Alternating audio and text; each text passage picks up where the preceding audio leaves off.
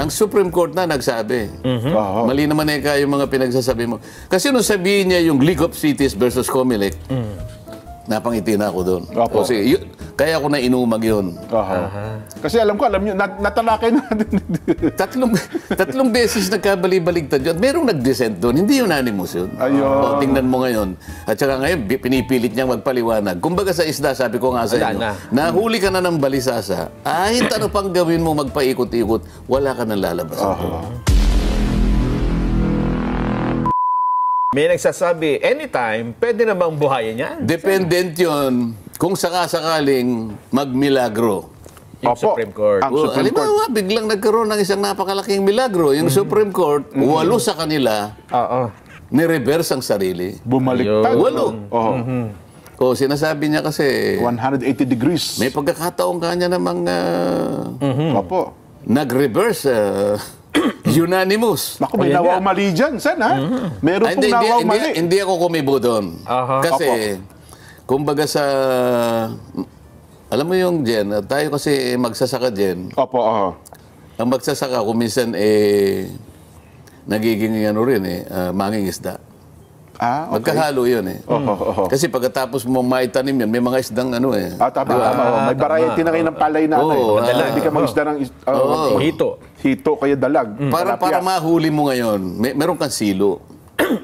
Hindi ko kasi alam sa Tagalog yung sa Kapampangan ang tawag namin balisasa. Balisasa? yung balisasa, isang ginawang pangsilo ng isda yun. Iuumang mo sa tubig yan. Lalo na yung medyo umaagos yan. Ngayon, yung isda, meron siyang option na pumasok. Matetempt siya na pumasok Kasi maglalagay ka ng doon. Yes po. Okay. Pero may option siya, ha? Papasok kaya o hindi?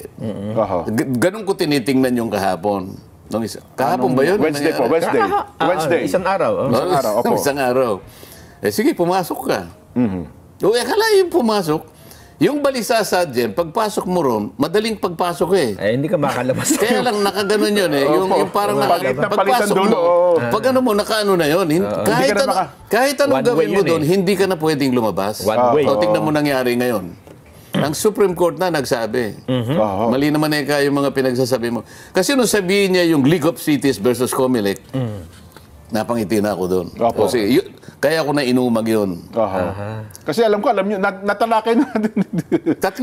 tatlong beses nagkabali-baligtad yun. At merong nag-dissent doon. Hindi unanimous yun. O, tingnan mo ngayon. At saka ngayon, pinipilit niyang magpaliwanag. Kumbaga sa isda, sabi ko nga sa inyo, nahuli ka na ng balisasa. Kahit ano pang gawin mo, magpaikot-ikot, wala ka nang lalabas.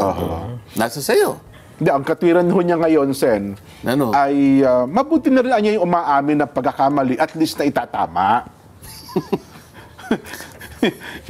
Hindi kasi... Anong naitama? Naitama yung kanyang pagkakamali. Na umamin sa pagkakamali. Pero nanatiling mali. Sa mga tweet, pag-amin mo ng tama ngayon. Nang mali. Papayag ka ngayon doon sa sinabi ko na wala pang nangyari na ganon. Papayag ka. Dapat aminin mo na yung sinabi ko, wala pa akong nakita sa tagal ng pagiging abogado ko. Wala pa akong nakitang ganyan. Isip-isipin mo, nandun yung 3 karakter na talagang kinatatakutan ng isang abogado. Isip-isipin mo, sasabihin sa iyo ng korte, unconstitutional. Nako, yun lang pa. Dito lang talagang palagay ko bagsak ka na dyan. Pati kaluluwa mo, mawawala yun Pangalawa, void ab initio. Una bes, wala kang pakialam. Dalawa na. Pagkatapos sinabi niya, violative of due process. Ay, yun na matindi. Mag-EMR ka pa riyan? Meron pa pang-apat. Immediately executory. Kaya nga, dito pa lang sa 3 ito, patayin Ngayon, sasabihin niya ngayon na, hindi ka niya, may pagkakataon. Ngayon, yung pag-amin niya na mali siya, babalik tayo doon sa sinabi ko. Wala pa ako nakitang ganyan. Dapat aminin niya rin. Tama si Sen Marcoleta. Yun naman ang gusto kong sabihin niya. Mukhang hindi po, Sen. Mukhang meron pa rin siya mga hinahanap ko meron siyang statement Meron siyang statement ba dyan?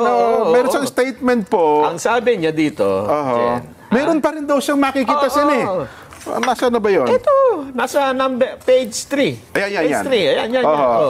sa pagbiberipika umano niya, nalaman niyang marami. Marami? Opo, sa mga desisyon sa kaso, hindi po unanimous decision. Ano, ha? Tinutukoy po ni Senadora na ang kaso bilang halimbawa, kung saan lahat ng kalahok na maestrado ay bumoto ng pare-pareho at kalauna ay binaliktad kasunod ng pagkakahain daw po ng motion for reconsideration.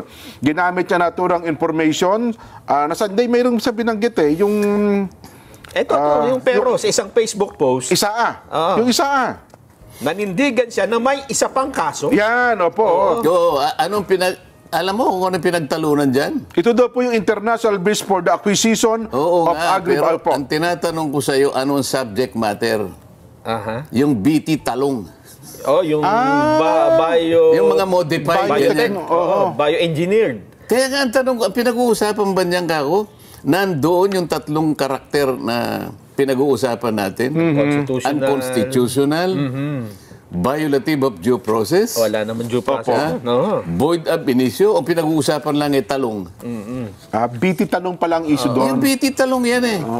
Kasi nga, yung iba, teka, alam mo yung mga modified organism. Yung iba doon, ayaw kumain na. So, sabi niya gano'n, constitutional right namin ayaw kumain nun.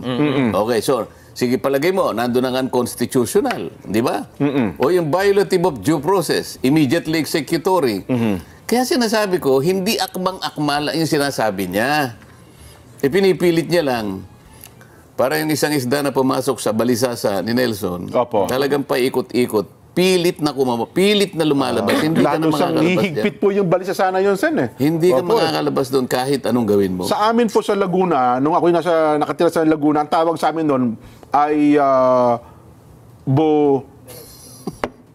bukatot. Yan, bukatot. May gumagawa yung talsiyan Sen, sa inyo pala, balisasa sa Pampanga. Kapampangan yun Opo. Sana man lang merong makapag-ano sa Tagalog kung ano yun.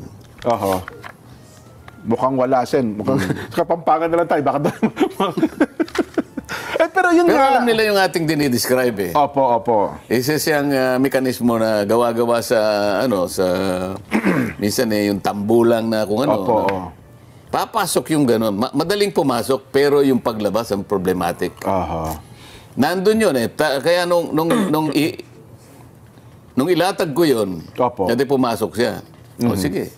Ay ngayon, wala na kayong gagawin kung hindi pangangatwiran na lang. Kung paano kayo makakalabas dyan, nasa sa inyo na yan. Nakapasok ngayon sa balisasa, wala na akong magagawa. Ngayon, dapat awayin niya kung sino yung nagturo sa kanya. Yun ang dapat. Siya naman kung ano kasi sinabi, kuha ng kuha. Kamukha nga nung babae. Sinabi na nga, huwag mong gagalawin. Huwag kang pupunta sa gitna na yan. Huwag mong pakikialaman yan. Abay, sinabi ba naman nung nagbulong Sinabi ba sa'yo na gano'n? Hindi totoo. Huwag kang maniwala. Ganitong gawin mo. Kumain ka. Yung asawa naman. Sabi ko pa nga, nagbiro ako Yun po yung kauna-unahang under desire na natala sa Biblia. Sumunod Tumawa pala yung plenaryo. Susunod. Bahala kayo. Ang daming bulong ng bulong.